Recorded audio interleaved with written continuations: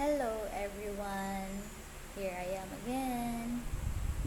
So, I received feedbacks from some of my viewers. So, particularly sa akong mga relatives and friends na they want me to vlog more. So, personally, wala siya problema kay as what I have said in my previous vlog, vlogging has become my stress reliever.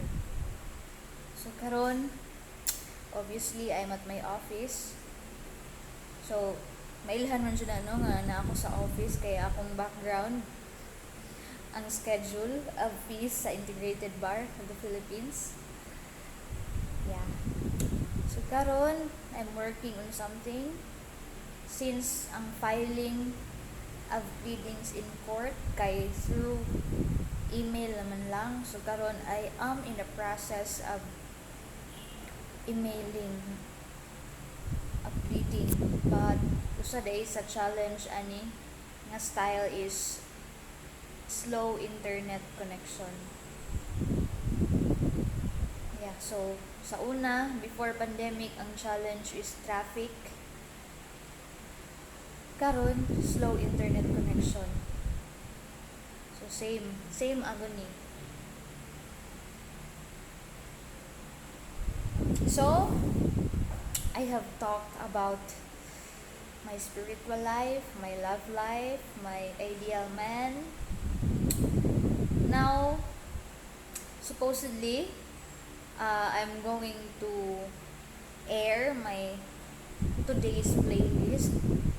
I was planning to play 5 songs na ni Mark for the past few days or weeks. But since hinay man jud kayo ang internet connection, higit madala. So next na lang. So karon, I decided to have SOLA, State of Life Address. So timely kayo kay si President Duterte is going to have his SONA. Ako po, I'm going to have my SOLA, State of Life Address. So let's start. So generally, I am happy with my life. I'm happy. So, di ba, I mentioned about self-actualization sa Maslow's hierarchy of needs. So, just my personal assessment, I am in my self-actualization level. Again, it's not because I have much. In fact, again, I said I don't have much, I just have enough. And in fact, I have less than enough. But I realized, kabaw ko, usa na sa akong favorite expression, I realized na dili jud ay material things ang makahappy sa tao. Kay karon, I am happy. Even if wala ko'y material things with me.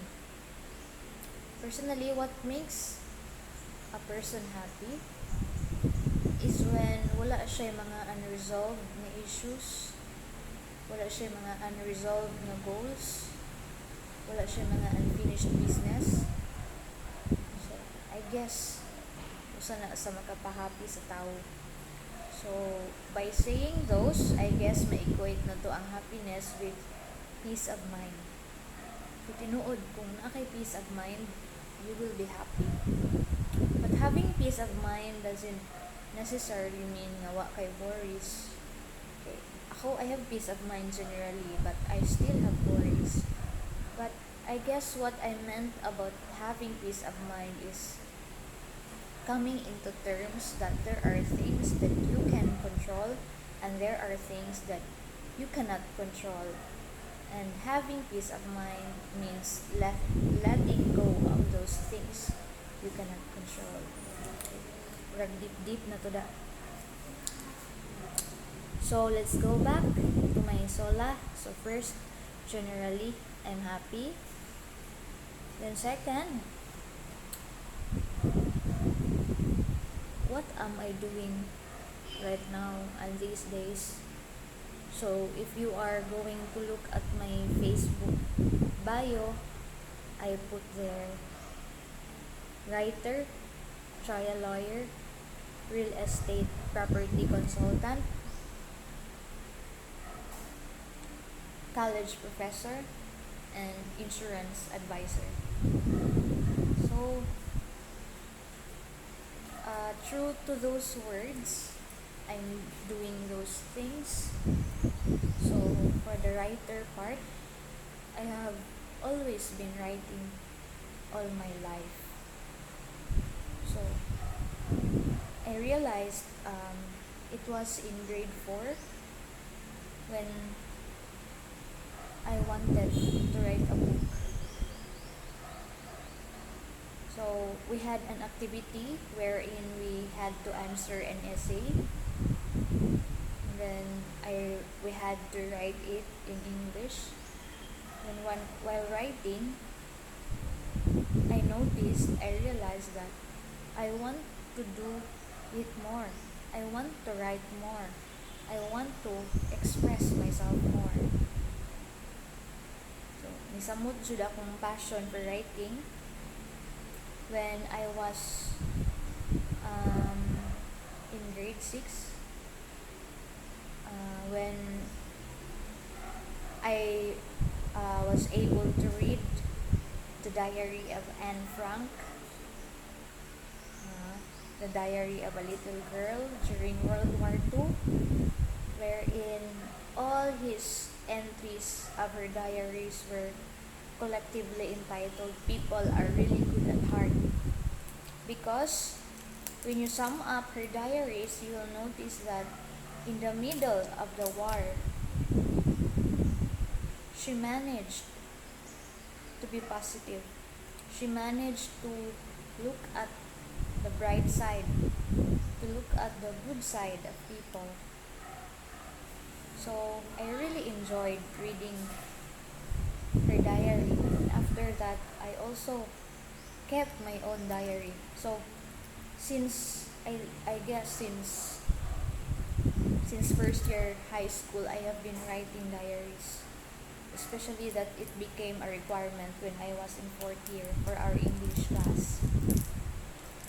Then second person who motivated me to write is Dr. Jose Rizal. So I was in 2nd year high school. It was summer, I remember. Then my cousin, who was at that time a college student, she had a book about Rizal written by Sonia and Gregorio Zaide. And since wala siya pilingaw ito nga time, nibasa ra ko first page until si Rizal manggod is usa siya engaging siya nga mo write. Kanang makabasa kag usa, makapakli na siya kahangtod din na mo mabantayan, mahulog na nimo basa. So inana ang effect ni Rizal to me. So grabe kay tog impact nako nga book. So I think also one of the reasons why I was able to achieve my dreams is because I was heavily influenced by that book. I noticed about Rizal manggod is if naa siya buhaton, iya siya ng paningkamutan. Mag-set na siya goals and then do everything to reach those goals. Yes. Muna kaning if ever na amang paingon na anak ng quality ng goal-oriented and maningkamot did to reach that goal, I got that from Rizal through reading his book. So I was able to read all in all 4 books about Rizal. So that book written by the Zaides, the second book was The Great Malayan, third book was Rizal Without the Overcoat, fourth book was Rizal in Saga. So if I will have time, I will read more because I'm truly inspired by him. I guess there is nothing he can do. Like, he excels almost in everything. So, to me, it's hard to find someone like him.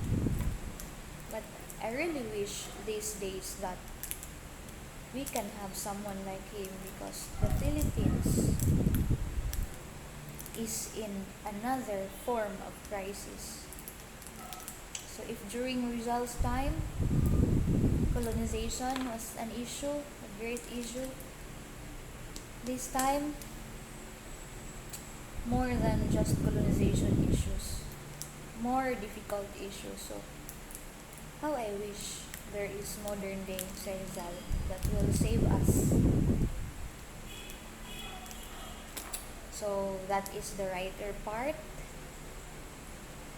Then also I almost forgot. I don't know if you know about attorney Elmer Rabuya.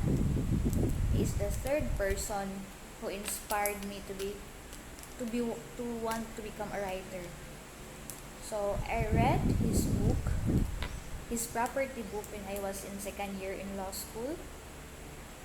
And just like Rizal effect to me, after reading one page, I read and read for more until I did not realize I have already read lots of pages. Because I like his presentation, and he's so organized in writing and so on point, organized, perfect. It really suits my taste. Then next is try a lawyer. If you will ask me if this is really my dream, my answer is really yes. Because when I was a child, I was really a fan of Doktora, Abogada, Lourdes Libres Rosaroso. So sa bukid, wa may TV at wa pa man may TV at nga time, wa pa man may kuryente, mas maminaw, ragid may radyo. So akong kadaudto jud na before sa handumanan kana jud kini ang akong suliran. So sugay ko to maminaw, grabe ko maminaw og drama. So at that time I really told my aunt I wanna be like Doktora Abogada Lourdes Libres Rosaroso. So I grew up with a dream to be either a doctor or a lawyer or both.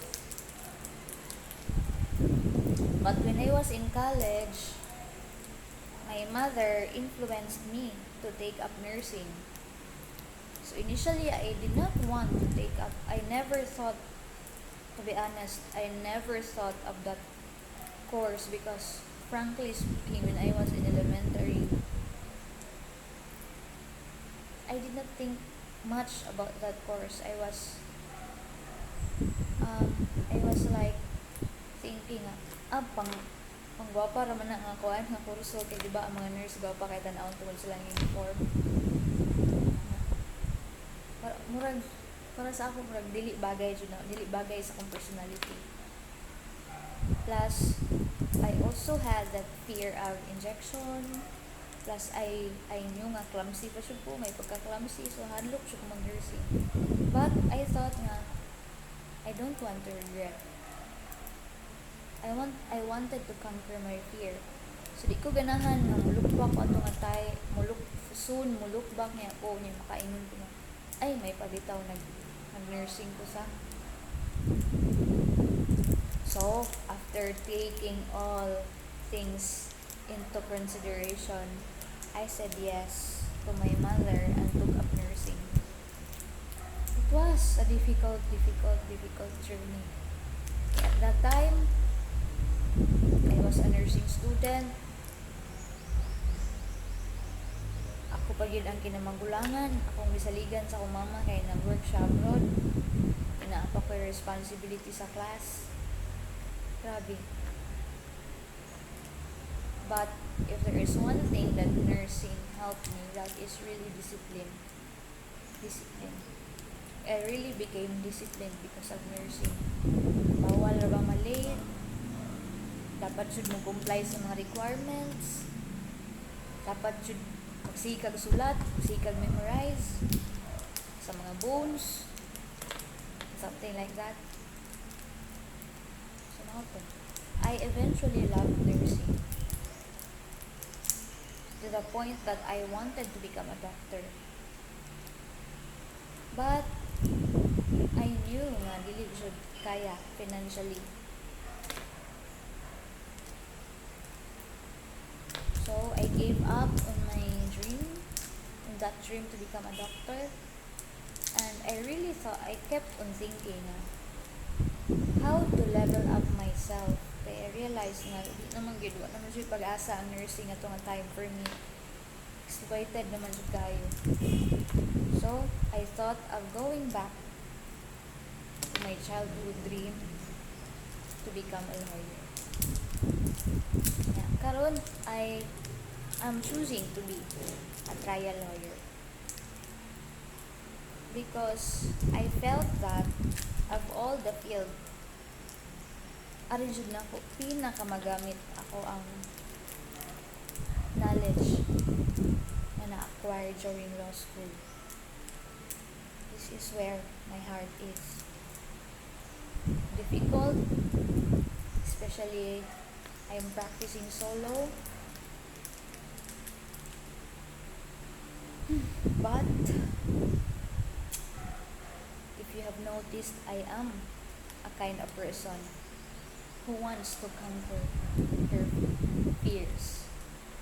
So, I fear this, so I'm doing this. And third, real estate property consultant. So maybe because I have this fascination about houses ever since when I was a child. Because before, when I was a child, when I was in elementary, at night, almost always at night, sige siya ko huna ug balay. Like, giunsa na ako pag-arrange, unsa akong ibutang. So, I learned, I don't know if you're familiar with Christina Dicina. I'm not sure if I'm pronouncing it correctly. She is, if I'm not mistaken, she is a real estate mogul. She's really into real estate and she's good at it. And she said that one of the reasons why she's into it is because she has fixations, because before they did not have a house. So she dreamed and dreamed until she came to a point that she's already into real estate business. So I guess that is what is happening to me, because I really wish I will have a house, we will have a house, I can provide a house for my family. So right now, I am already in the process, but tungod sa pandemic, na-stop sa jud siya. But it's not yet my dream house, but at least a house. So soon, I will make my dream house come true. So anyway, because of that dream, because of that fixation, because of that frustration, I'm into real estate business, because I feel like if I sell houses or lots to people and I see that they are happy, it seems like I become happy too, because at least I can see that it is really possible to have a house and lot. So it inspires me. They inspired me. My clients inspired me. So that's why I am into real estate business. So right now, because as you all know, it is not my main job. So I juggle it with my main job pa. So I'm still in the process of establishing it. But what's important is I really have the heart for that. Then next is college professor. So because one of my dreams before is also to become a teacher. Kaya pag bata, kusog kayo magduwa-duwa o balik o tudlo-tudlo, maestra-maestra. Kung first student, isa kong manghud. Tudloan din ako siya parts of the eyes. Then kanang padulong sa eskwelahan kay maglakaw naman mi. Ako din siya i-question about multiplication table, times, divided by, minus. Then wala man mi blackboard, ang gamiton nito katara among bungbong nga wala wanit. Saywa mi chalk, ngodan mi chalk, kana ra jud ang bato nga puti. Amo ibaid para mo smooth. I miss my sisters.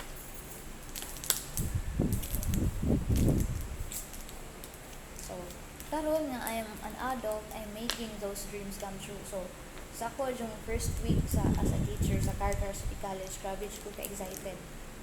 Or, in fact, bisag pa start ang class August last year, grabe ako ka-excited. Nag-look forward, nag-give ko to teach them. So, karon I'm currently, nakuha na day akong contract sa Carter City College. And I'm also teaching at Sacred Heart College. I'm teaching criminal law and other law subjects.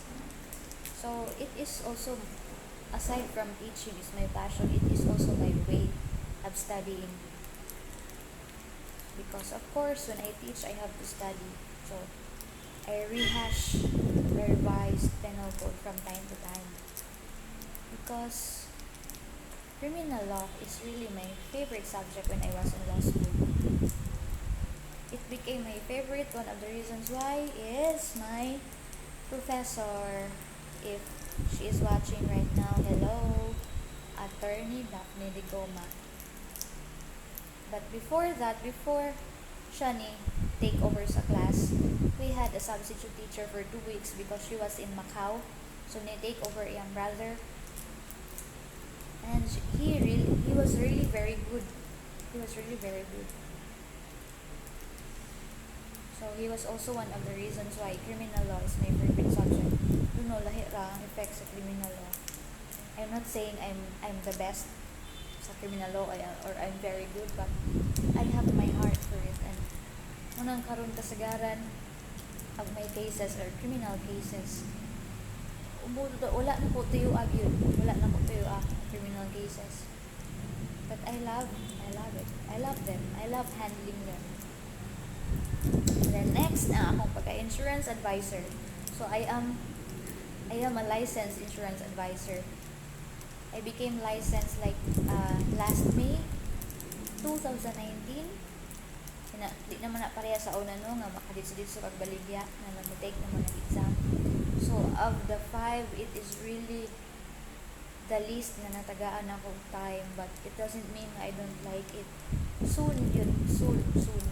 I will give more time to that because while I was reviewing for the bar and while I was listening to my reviewer sa commercial law, he really told us that insurance business is one of the most stable businesses.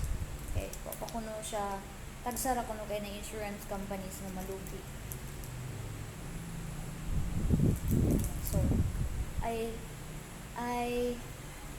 number 1, I was eyeing for stability of the business. Number 2, nindot yun ang feeling, ako mismo, I am a believer nga, nindot yun ang feeling nga insured ka, kanang bayran ni mo karundaan para puhon o simba ko na mahitabo, dili ka magkalisod og maayo kay na naman kay tigong daan.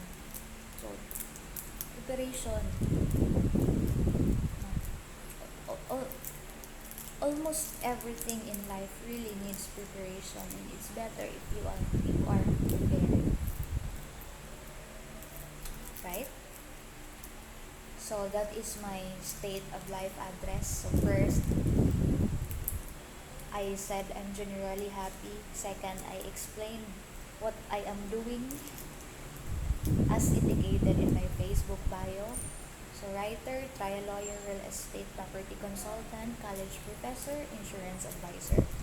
So kana lang sa lima lang sa isod. So ano na, work right now, living life means doing my jobs, working, then sa akong leisure kani vlogging, watching K-pop, writing on Facebook, statuses, sometimes seeing my friends. So I'm happy. I hope you are all happy too. See you in my next vlog.